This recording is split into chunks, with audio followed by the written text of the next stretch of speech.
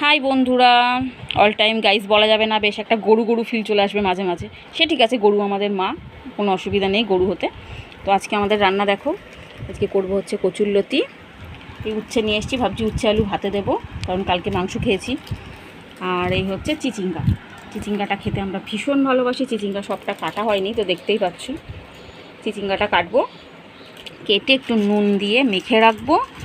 দেন কী করব, এটাকে পেঁয়াজ দিয়ে জাস্ট ভাজবো। পেঁয়াজ আর কালো জিরে আর শুকনো লঙ্কা, আর কাঁচা লঙ্কাও তুমি ইউজ করতে পারো। দেখবে এটাও খেতে খুব ভালো হয়, অ্যাটলিস্ট গরমে ভালোই লাগে। তাছাড়া ফ্রিজে কালকের মোচা রয়েছে, একটুখানি অল্প একটু চিকেন রয়েছে, আর ডালও রয়েছে, টক ডাল। টক ডালের সঙ্গে একটা কিছু ভাজা করে দিলে ব্যাস, আমাদের আর কারুর কিছু চাই না।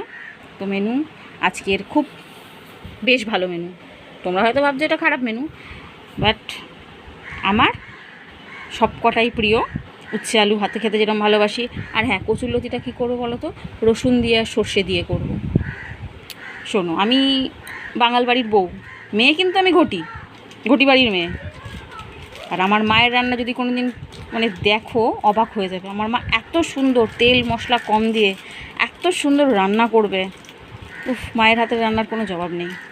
তো যাই হোক, আমি যেহেতু বাঙাল বাড়িতে এসেছি, তাই বাঙালদের রান্নাবান্নাই আমি বেশি ভালো পারি। তো আজকে রান্নাটা করি। এমনি লেট হয়ে গেছে, পড়তে চলে আসবে।